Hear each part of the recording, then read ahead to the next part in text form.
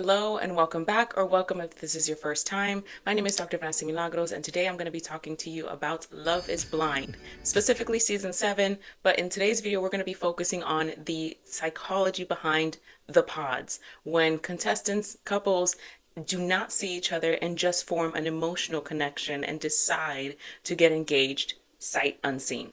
Let's get started.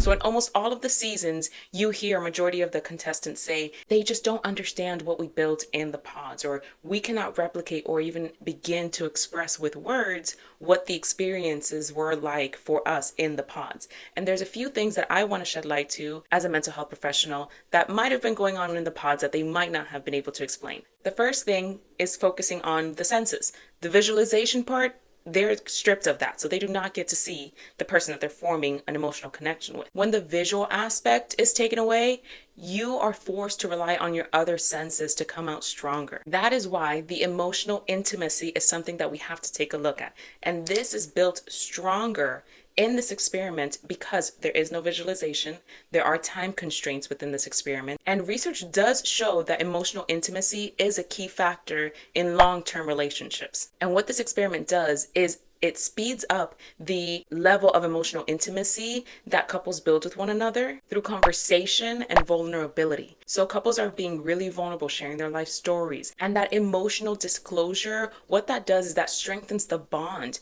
that two people create together. I remember, I wouldn't even tell my mom, I love you, nothing. And she just went through this, entire struggle by herself where, her dad had already shunned her out. Because when you're sharing your fears, your dreams, your aspirations, things that not many people get to know about you, you actually start to create a deeper bond of trust and intimacy between you and the other person. So let's talk about the other factors that come into play. We have the mere exposure effect, which essentially just states that people develop a preference for things that seem familiar to them. So in the pods, it's shown that different people interact with a bunch of different people more than once, and they get to choose who they want to continue to have dates with, or times where they get together and talk and develop that emotional connection. And you start to build that familiarity and that preference for a certain person in the pod, and that develops in that form. Also, implicit biases, right? So this shows that people make judgments initially based on visual,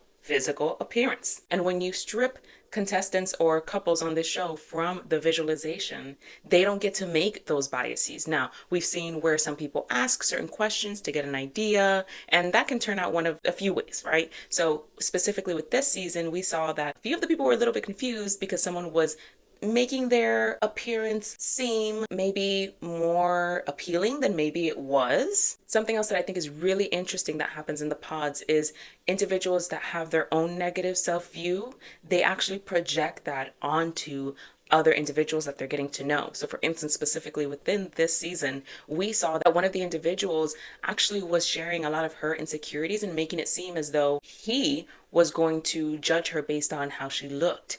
I think I'm scared you're gonna be disappointed in me or something. I don't know. It turns out that it was more so her own insecurities coming out that she was projecting onto him. You're a very confident person. I'm scared, I don't know, how confident you are, and stuff is gonna make me less confident in myself. Now we have to wait to continue to see the rest of the season to see how it turns out. That almost stopped her from continuing to actually get engaged to him. Another example of insecurities coming out and being projected onto others was a different contestant, a male contestant, who was discussing his fears and insecurities with finances and other individuals only wanting him for his finances. Really fortunate to be 30 years old and really not have to worry about money at all. It's something I'm kind of honestly a little bit uncomfortable talking about in general. I grew up very well off. I grew up financially very well off. And although he mentioned this is not something that I want to focus on, it was a lot of his focus. A rich fucking artist. I grew up I went to a country club, I went to private school, my college was paid for. I'm incredibly financially fortunate. At least from what we saw. And something that he actually continuously, I would say, flaunted or showed off or kept making it a topic of conversation. I did just notice you're wearing a Rolex. Despite saying that this is something that he is insecure, other people will only like him for. Britney's gonna be expensive. I have money.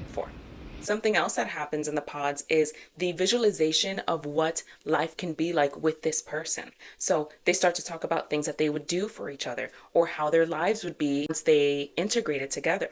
And it's interesting because things that they're talking about in the pods, you will see in later episodes, they actually refer back to the pods and saying, well, you said, for example, in this season, you were going to get me flowers, and I still haven't gotten flowers from you yet. So there's certain expectations, visualizations of the future that you have, that you create with this person. It makes you feel more connected to that person because you're viewing a future with them that may or may not happen.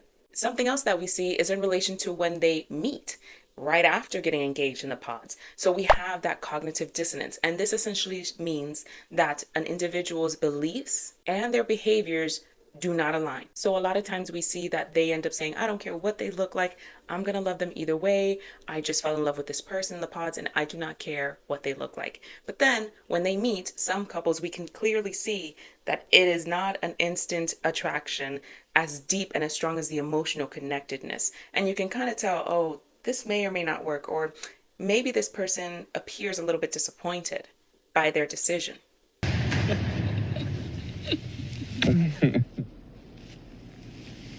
Marry me? And this is that cognitive dissonance that happens. Oh my gosh. I don't want to give it up on you. It's okay. How does it feel to be engaged? Oh, weird. So how do you feel? I don't know how I feel. Now, something else that we see as well that tends to happen is a confirmation bias.